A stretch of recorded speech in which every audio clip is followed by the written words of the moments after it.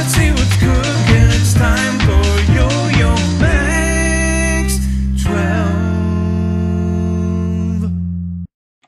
Hi, today we're making 3 little flowers on a fridge magnet.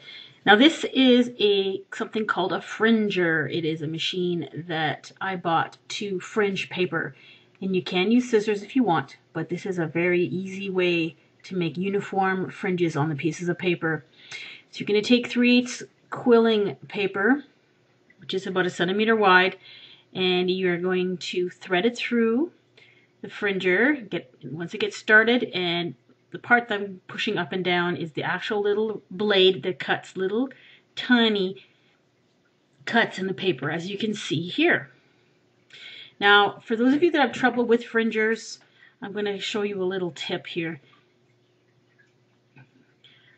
to keep the paper on the right track, because these can be difficult to use. I've heard comments from people that said they bought them but they didn't work very well. There you can see the little cuts on the paper that it makes. And you can do that with scissors, but it just takes a long time and it's hard to get them as uniform. And you'll notice here it cut the paper, it broke it off. And I'll show you why this happened. There was a gap between the back of the paper and the back of the machine. I'm pointing at the gap with the quilling tool here. See this? There's a gap there. The paper should be flush to that. So I'm pushing it back up so that it's flush. It's touching the rear wall of the quilling fringer. Now, this machine has little built-in paper stops, as you can see. That's just the end of my finger there. That is supposed to keep the paper from moving, but it doesn't. It seems to move forward anyway. So what I do is I hold my finger right there, and it keeps it from moving forward on you. And that way you end up with some uniform cuts, and it doesn't go up too far up to the top of the strip. Now you can see these ones are nice. They're far, but see right there, that's where the paper ended up slipping and it went up too high, and that's how it ends up breaking on you. There, see how it was up too high?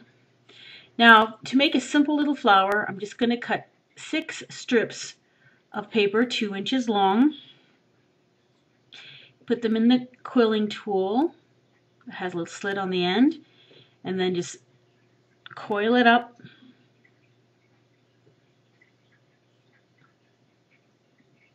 Remove it from the quilling tool, and I'm just putting in it. This is a quilling board. It has little holes on it, and it's just so when you put your little strip of coiled paper in there, it'll unravel, but it'll only unravel to the diameter of that little hole, and that way you end up with uniform sized pieces of paper. Now, the part I didn't show was gluing. I didn't show gluing that little end of the scroll down. So you glue the end of the scroll down, and you probably see me doing that in many of my other quilling videos. And then I'm just pinching one end of them to make a little teardrop shape, and then simply gluing the pointy ends together in a flower shape. The glue I'm using is it's called craft glue. It's sold by quillingsuperstore.com, where I buy most of my supplies there. And it's really fast drying and really tough. Now for the flower center, I'm cutting 3 1-inch strips of paper about 3 centimeters long, coiling them up on the quilling tool, and instead of letting them unravel, I'm just holding them tight and then gluing the end down so you get a tight little tiny scroll.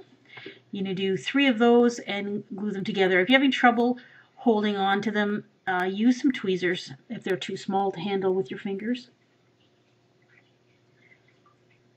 And then you're going to take the little flower shape and add the little yellow coils on top of it.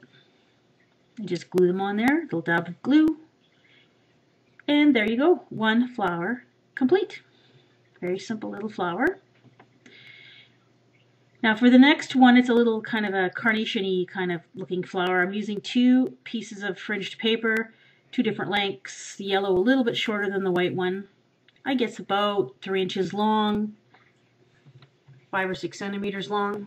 I'm just going to coil it onto the quilling tool, and then take the next strip, put a little bit of glue, and just add it, and coil that one on the outside of it. Curl it around, and then you're going to glue the end down. And of course, I'm doing this most of this off camera, but you get the idea. And then remove it from the quilling tool, and then just open up the fringes of the flower with your fingers. And there you go, completed little flower. Now for another type of flower that looks like a daisy, you're going to need an 8-inch piece of quilling paper, which is about 20 centimeters long. And then you're going to coil it up on the quilling tool to make a tight coil.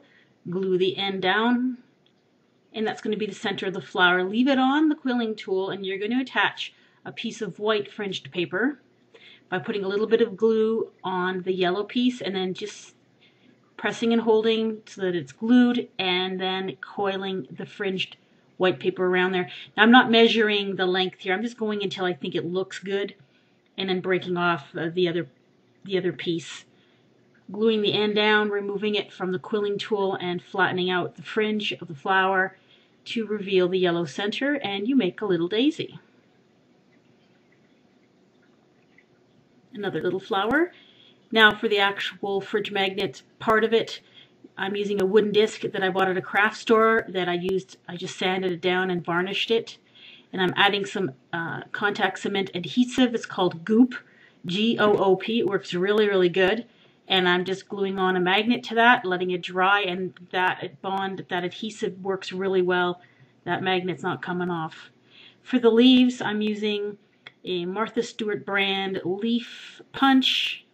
You can just cut them out of green paper if you like, but the leaf punch makes it a lot easier. And there's the paper I was using, and some of the leaves I've already cut out. And using some of that craft glue, I'm going to glue on some leaves just to act as a nice background for the flowers. And then adding the flowers and just gluing them in place onto the magnet. There's a completed thread magnet. I also add a little bit of glue at the base of the flowers just to make sure that they stay on solidly. The glue dries clear, so you're not going to see it afterwards anyway. So there you go, completed fridge magnets. I did one in white and yellow and one in purple and yellow.